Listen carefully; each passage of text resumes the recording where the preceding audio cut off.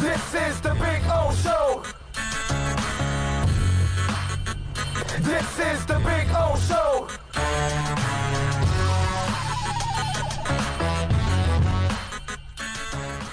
Let's see if we can get 2 number ones and a 2 for X in April. Green Bay needs a corner. We can pick Surtain Jr. to replace him. There you go.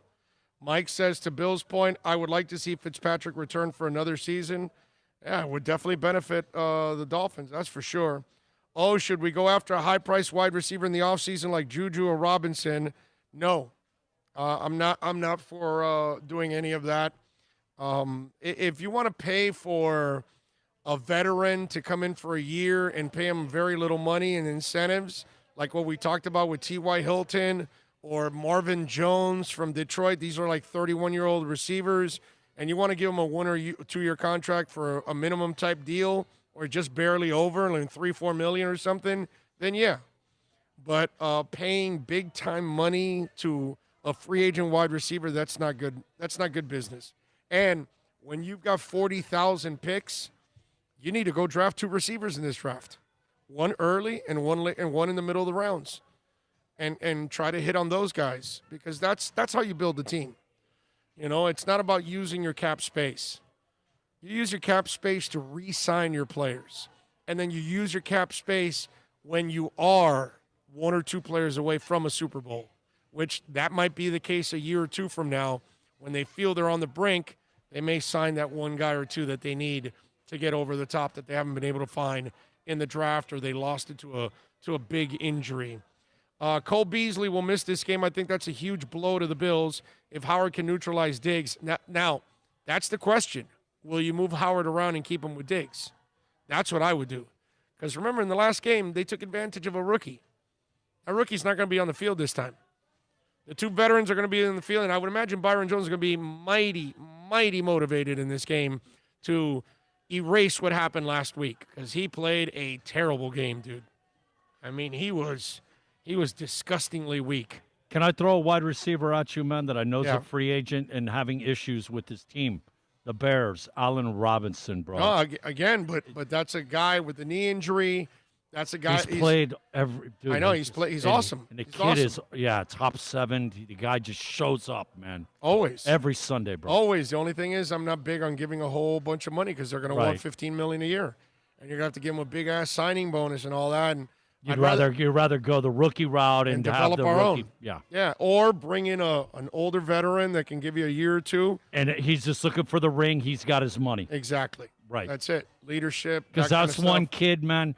That guy, man, with all the injuries and everything. Troy mentioned him. Troy Guy mentioned just Juju shows Robinson. up every Sunday, bro, when he plays. Yep. Jason Rudolph needs to protect the ball, and I think Pitt can win.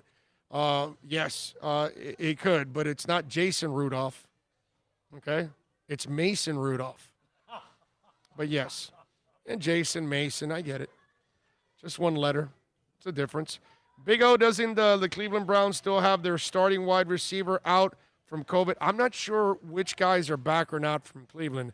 I'd be lying to you exactly, but I know that they've got so many COVID issues and so many players. I don't know exactly, but I know that there's, they have several players dealing with it and coaches, I think, and all that. I haven't really looked into how many of them are missing, so I'd be lying to you, my brother. Let's see what else. The show says, Jose, Cleveland has a lot of players out due to the Rona.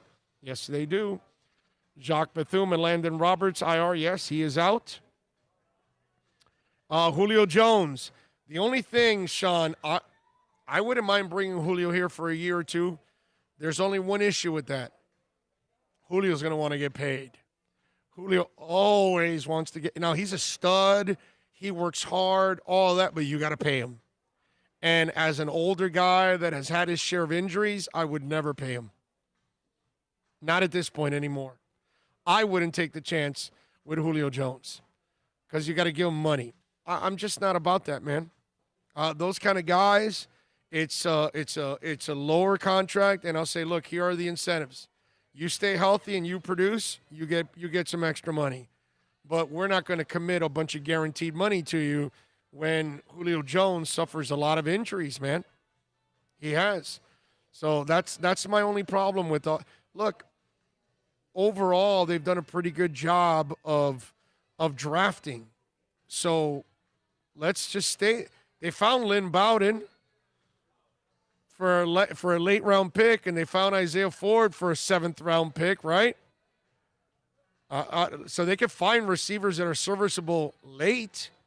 So then you can identify the good ones, really good ones, early. Yeah, but I think we're not talking about serviceable. We're talking about game changers. Well, that's what I'm saying. The guy. And if you can find serviceable late in the draft, then you should be able to know what's elite early. Go to the next level. Yeah, that's what I'm saying.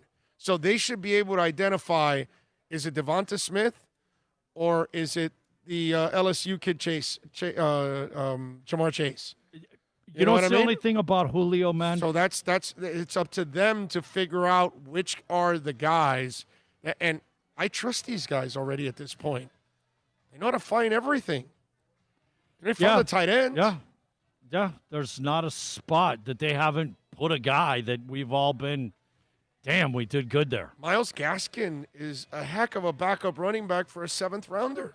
So if you can identify a serviceable running back in the 7th round, you're going to find a really good one in the 1st, 2nd, or 3rd rounds.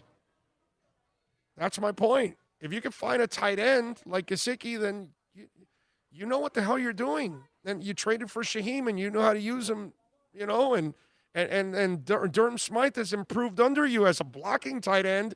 He's not catching the damn ball. You know, it's just I trust these guys. And I think I've been really consistent about this from the beginning. I told you, build through the draft. That's what I want. That's why I've been so excited about this incredible teardown, because they went and got all these draft picks, and they're not using the draft picks to go acquire one guy. No, they're picking player after player after player after player. So they're finding people, you know? That's, to me, just be a little patient. Remember, we're already fast-tracked as it is in our 2nd year. Can you imagine with another draft with 12 picks? That's going to be pretty cool. And here's another thing that they did last year that you guys have to understand this too. Okay, so let's not go pay $20 million, $25 million for a defensive end. Let's go pay $7 million for Agba, right? Let's buy Shaq Lawson, right? And then all of a sudden you're getting a lower-level free agent because you think there's potential there that has been untapped. And you were right about Agba. Now he's got a career year on his hands. See what I'm saying? Value. Get big return for your dollar. Exactly. So now you're sitting there going, whoa, man, we're not paying. Like last year when they signed Devontae and he comes up with, 1,200 yards and 9 touchdowns. Like, whoa, man, they're only paying him $10 million. It's like, and I know $10 million sounds like a lot, but it's not a lot for an elite receiver or a top receiver. That's actually really cheap. You know what I mean? I know he's got 800 yards this year? 700. That's solid. $10 million's a solid. Yeah, it's not. You're not good. You're not great. Right. You're solid. You're solid. And yet you could get better production than that out of him at times. So these are the things that are really important for the Dolphins overall, that they also know how to find smart bargains in free agency. Byron Jones, you couldn't avoid it. And that was part of their scheme. They were like, okay, we got one shutdown corner. Let's go buy another one, and that's going to help our pass rush. And they were right. And we all know that because we lived Surtain Madison, right? All of us lived that. All of us watched a great secondary, how it helped, the front seven immensely. It was all about the offense that they couldn't figure out in those days. Well, now you got the people that can figure out both sides of the ball. Hell, all 3 sides of the ball. Because they excel on special teams, too. One of the better special teams units, man. Talking about Julio Jones, I will say this. Notice, man, that guy's hurt every year. I know. That's why we he never misses games. I love him. When that guy's on the field, there's nobody. Monster. Every pass, First ballot. potential touchdown. First ballot. Literally. First ballot. Yes. First ballot. There's no guy on a slant, regularly. Dude, 70, 80 yards is not inconceivable on a slant with that guy. Yep. The show says, guys like Howard don't grow on trees. Damn, I hope they keep him, but the contract deal, bummed. He's got also the knee issues, bro, and he had a domestic issue. John Rouse is in the house. I like it.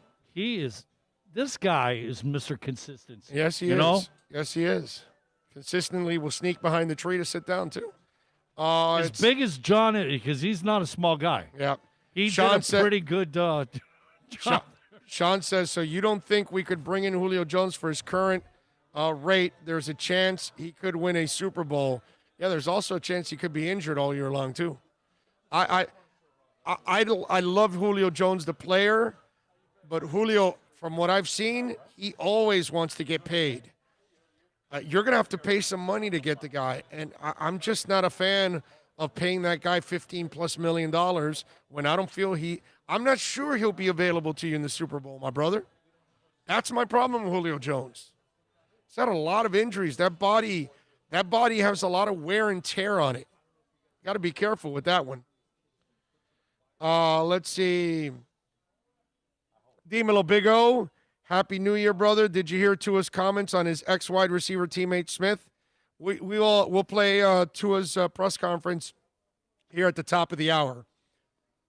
And we'll also play Flo addressing the media today, too. I think he addressed the media before the Fitz news came out. Just so you'll know. I'm pretty sure of that.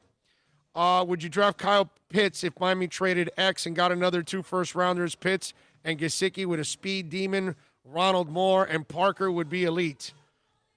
Listen, man, there's a lot of good players in this draft. The good thing is Miami's going to have a ton of picks. Whether you want to talk about Pitts, whether you want to talk about Devonta Smith, whether you want to talk whatever, man. We can name all kinds of excellent players in this draft. You know, a Penei Sewell. There's all. That's the beauty of where Miami is at. They've got so many picks that they're going to have an opportunity to improve drastically in a lot of areas again, as long as they hit on the picks. And you've watched this guy at work. He's pretty damn good at drafting.